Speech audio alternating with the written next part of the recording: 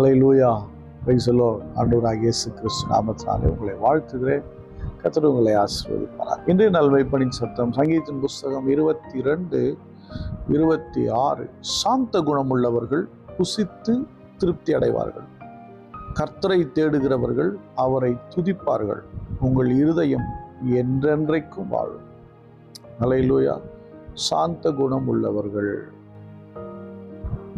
சாந்த குணம், இது சாந்தம் என்பது ஆவியின் கனியில ஒன்று. அதே போல இயேசு கிறிஸ்து, நீங்க மத்தேயு சுவிசேஷம் 5ஆம் அதிகாரத்தில் சொல்றாரு.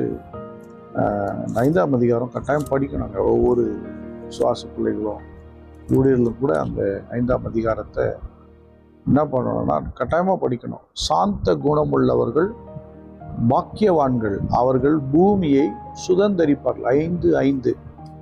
இப்போ சாந்த குணம் ரொம்ப முக்கியம். மோசேயை குறித்து சொல்றாரு.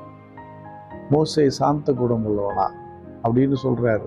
இவங்க எப்படி சொல்லிட்டீங்க, கொலகார பாவி இல்ல, கோவத்துல வெட்டி போட்டான், கொன்னுட்டான், எகிப்தியனை வெட்டி கொன்று போட்டான். எப்படி அவர் சாந்த குணம் உள்ளவனோ? அது ஒரு காலம் போயிடுச்சு அந்த காலம். ஆனா அதுக்கப்புறம் ஆண்டவருடைய வார்த்தை கேட்டு அவரோடு நெருங்கி வாழ ஆரம்பிச்சதுக்கப்புறம் அவர் சாந்த குணம் உள்ளவராக மாறிட்டார். மாறினதுக்கப்புறம் அவ்வளவு லட்சம் மக்களை அவர் ஆளுகிறார். சாந்த குணம் வந்துருச்சுன்னா மக்களை ஆள ஆரம்பிச்சிருவோம், செல்வத்தை ஆண்டு கொள்ள ஆரம்பிச்சிருவோம், எல்லாவற்றையும் ஆண்டு கொள்ளும். சாந்த குணம் வேணும் அப்படின்னு சொல்லுது. சாந்த குணம் வேணும். ஆமாம், நிறைய பேர் சாந்தத்தை கொண்டு வருவது ரொம்ப கஷ்டம். சாந்த குணம் உள்ளவர்களாய் மாறணும். அவங்க புசித்து திருப்தி அடைவாங்க. அப்படின்னா குறைவு இல்லாமல் ஆண்டவர் வைப்பார்னு அர்த்தம். நிறைய நேரங்களில் நம்ம அமைதியாக இருந்துட்டா நிறைய பிரச்சனையை ஜெயிச்சிடலாம். பாருங்களேன், நம்ம அமைதியாக இல்லாதனால, வாயை வச்சுக்கிட்டு சும்மா இல்லாதனால நிறைய பிரச்சனை இழுத்து வச்சுக்கிறோம். சரியான ஓட்ட வாய். சில பேர்லாம் ரொம்ப திறமசாலிங்க, வாயை பத்திரமா வச்சுக்குவாங்க. வாய் ரொம்ப முக்கியம். சாந்த குணம் உள்ளவர்களாய் வாயை ரொம்ப அழகாக ஹேண்டில் பண்ணணும். வாய் வச்சுன்னு சும்மா இல்லாமல் ஏதோ ஒன்று பேசிட்டு ஏதோ ஒரு பிரச்சனை இழுத்து வச்சுக்கிட்டு சோறு கூட கிடைக்காம போனோம். அப்புறம் இல்லை, நம்ம வேலை செய்கிற இடத்துல வாயை வச்சுன்னு சும்மா இல்லைன்னா ஏதோ ஒரு கலகம் பிறக்கும். தொழில் பண்ணுற இடத்துலையும் அப்படி தான். ஊழியம் செய்யும் போதும் சரி, வாயை வச்சுட்டு சும்மா இல்லைன்னா ஏதோ இடக்கு முடக்கா பேசி விட்டோம், கூட அது நடக்கும்.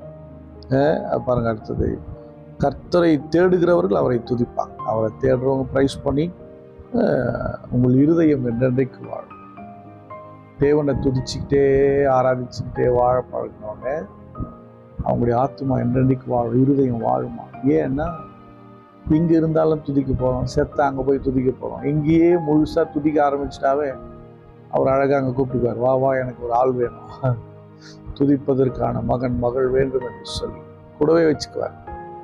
தேவனை துதியுங்கள், அவர் உங்களுக்குள் வாழ்வார். அவருடைய பிரசனம் உங்களை ஆண்டு கொள்ளும். நீங்கள் திருப்தியாக இருப்பீங்க, குறைவில்லாமல் இருப்பார். ஸ்தோத்திரம் பண்ணுவாங்க. ஸ்தோத்திரம். சாந்த குணத்தை எங்களுக்கு கொடுங்க.